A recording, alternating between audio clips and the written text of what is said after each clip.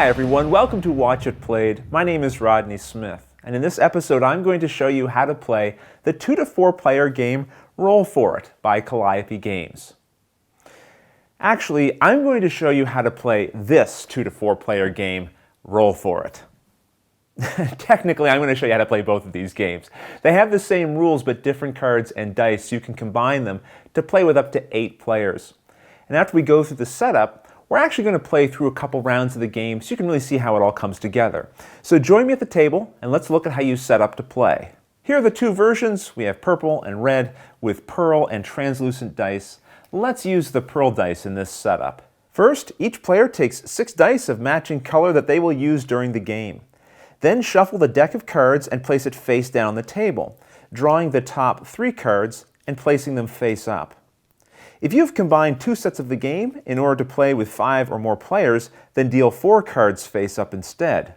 Each player now rolls 2 of their dice, and the player who rolled the highest total combined result will be the first player. If there's a tie for the highest value, those players should re-roll until the tie is broken.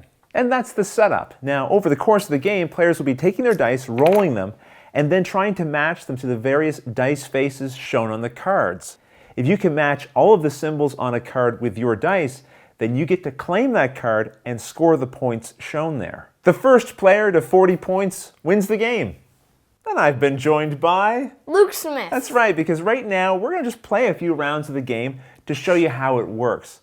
I'm going to have the blue dice. Luke, you'll have Red. Right, and I have this dice box here to roll into so the dice stay on the table and not hop onto the floor. So let's get to the table and see who's going to go first. Ready, set, go. Okay, Yes. I think Luke definitely got the highest roll. So Luke will go first, and on a turn, just remember 3 things. Roll, match, and score. So Luke, roll all 6 of your dice. After rolling your dice, you then match as many as you want to cards that share the same die faces. But you don't have to match cards just because you can. And any dice that don't match anything are simply ignored. So as I said, you can assign the dice to multiple cards. Luke could put the 6 here and the 1 here. But once placed, dice can't later be moved to a different card. Now Luke, I know I kind of jumped in there on your turn. Are you happy with where I placed the dice so far? Yes. Okay, well why don't I let you finish out your turn. Where else do you want to place some dice? I'm going to place this 1 here, and then this 3 right here. If all of your dice assigned to a card fully match each die face shown on that card, then you've scored it. But you must have 1 die for each face showing. For example, if I had rolled a 5 and put it here, I would still need to roll 2 more 5s and put it with this card. But it's not my turn, it's still Luke's, and Luke, you have scored one of these cards. After scoring a card, you get to take it and add to your personal score pile. Now what I like to do is take the dice used to score it and put them on the card and take it away. Because Luke is not allowed to use these dice again during this turn. But he still may be able to use the dice he hasn't assigned yet. We just don't want those getting mixed together, do we? I do. I bet you do. So after a card is scored, we then flip over a new one to replace it. And then Luke can continue placing dice if he has any that can be placed. Which I will. Which he can. Now, can you place any other ones? No, you No. still have this one left over. So Luke, you'll take this die back, and that die, along with these other 2, he'll be able to roll during his next turn. But it's my turn now. All right, so here's my dice roll. Now, if I wanted to, I could assign my dice to the same card that Luke has already started on. But to score the card, I have to fully match all the symbols with my own dice.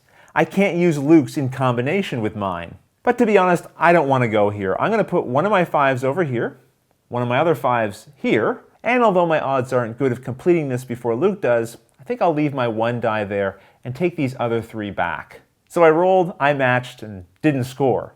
But now it's Luke's turn, and when Luke rolls his dice, he can only roll ones that have not already been assigned to cards. Unless I use a special take-back rule. Right, this allows you to take back all of your dice before you roll any of them, even those assigned to cards.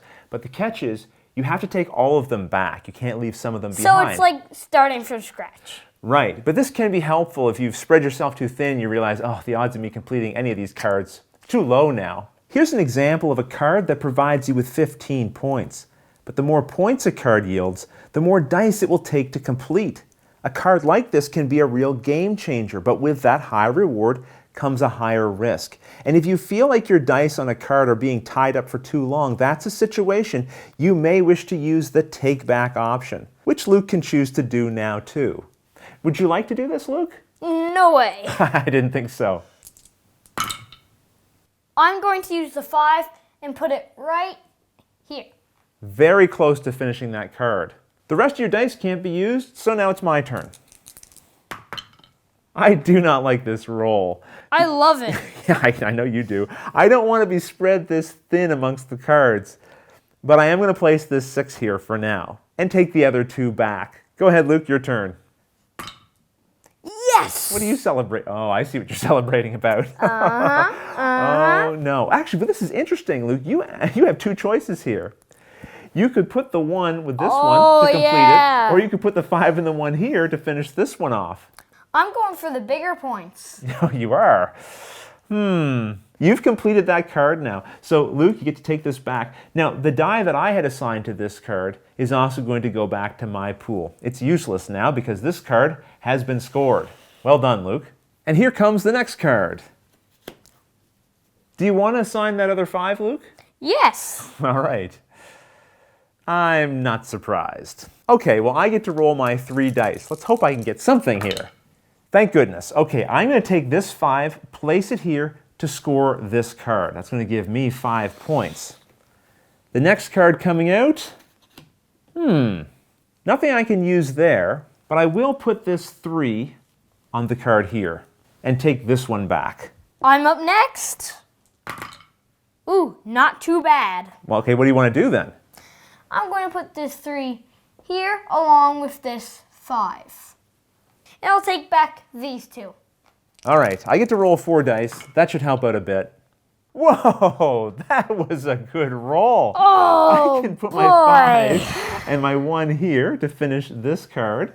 So I'll take that away. Luke, you get these back. Let's find out what's coming out next. Ooh, a big 10-pointer. But now I'll put this 5 and 1 over here with this card. I just scored another one.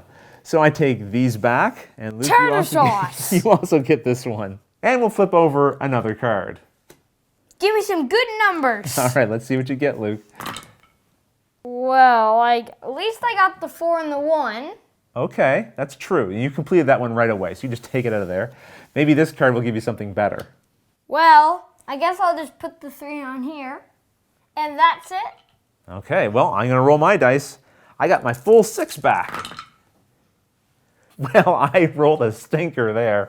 I've got a 2 that I can put with this one. Wow. I think that's it. So I'm taking back all the rest of my dice. Let's do one more roll here, Luke. Okay. Well, this is a really good roll. Oh, I can't believe this. Go ahead and assign these dice. This is nuts. Okay, 1, 1, 2. Yeah, that card is complete. 5 more points for Luke. And here's a new card. Well, thankfully you can't complete that one. But I can finish this one. You sure can. So that is another card completed for Luke. And we're going to end here, but you can see, based on the points that we've scored so far, I have 15 points. And I have 21. Now, normally we would continue playing until one of us had 40 points. That player would be the winner. But if we end now, then I haven't officially lost. That's not fair. No, it's not. But that's what we're going to do. Hopefully you guys have a good sense of how this game works. If you have any questions at all, don't hesitate to put them in the comments below. I'll gladly answer them as soon as I get a chance. And consider subscribing to our channel because we'll be teaching more games in the future and I hope you'll join us. But until the next episode, thanks for watching.